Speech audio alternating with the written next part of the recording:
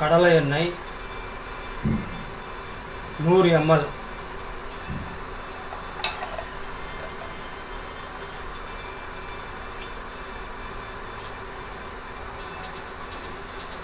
பட்டை, லவங்கம், ஏலக்காய்,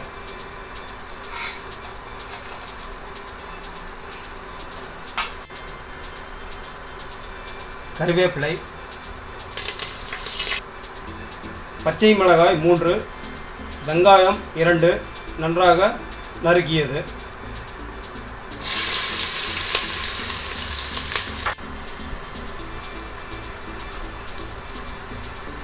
வெங்காயம் நல்லா வதங்கிடுச்சு.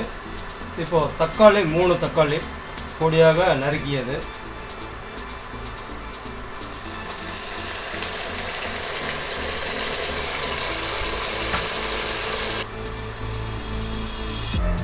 பிரியாணி இலை,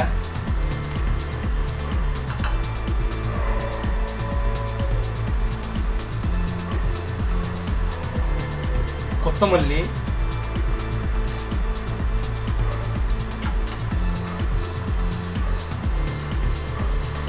புதினா,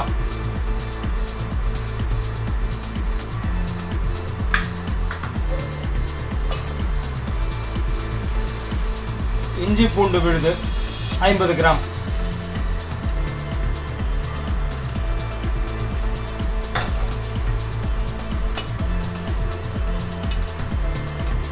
மிளகாய்த்தூள் 2 ஸ்பூன்,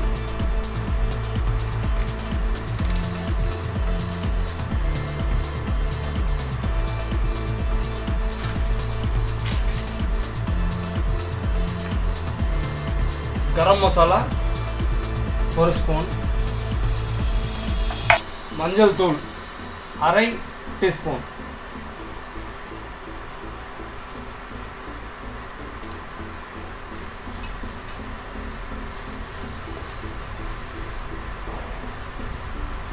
மஞ்சள் தூள், மிளகாய் தூள், கரம் மசாலா எண்ணெயில் நல்லா வதங்கணும்.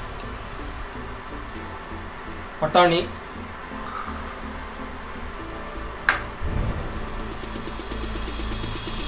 ஒரு உருளைக்கிழங்கு பொடியாக நறுக்கி போட்டுக்கோங்க,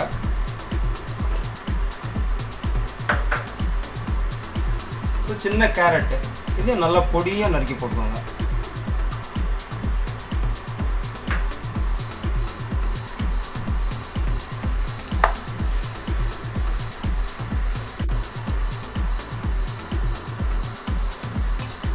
நல்லா வதங்கிடுச்சு, நல்லா வதங்கணும்.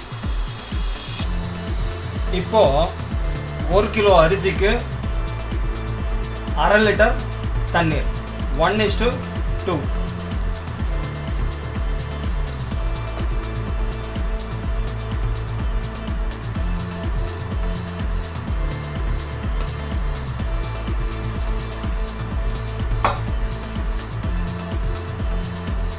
உப்பு தேவையான அளவுக்கு.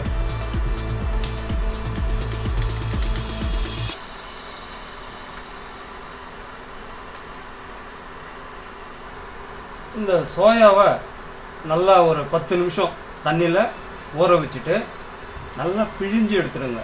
அதுக்கப்புறமா நீங்கள் சேர்த்துக்கலாம் ஒரு 100 கிராம் அளவுக்கு.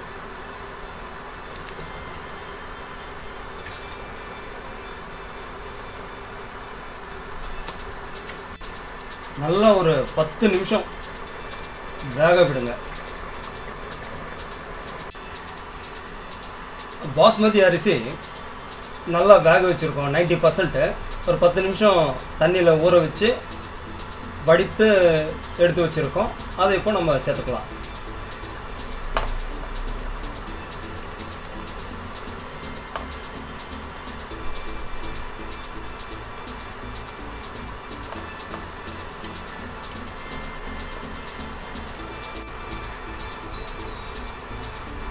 நல்லா மேலுதும் கீழுதுமா நல்லா கலரி விடுங்க. அப்புறமா இதை ஒரு 20 நிமிஷம் தம் போடணும். இப்போது தம் போடலாம். லோ ஹீட்டில்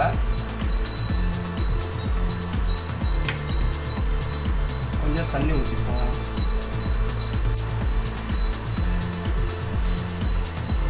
இப்போது இந்த பிரியாணியை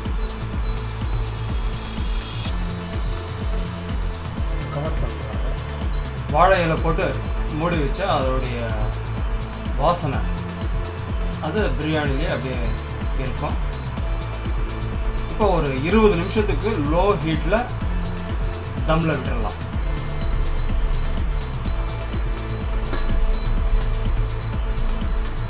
இருபது நிமிஷம்.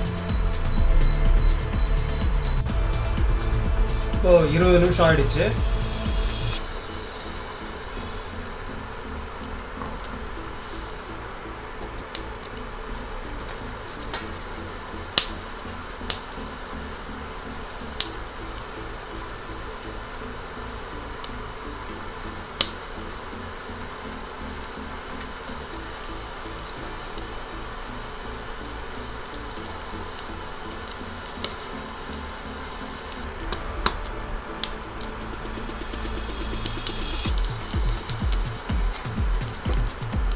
இப்போ நெய் ஊற்றிக்கலாம் தேவையான அளவுக்கு கொஞ்சம்.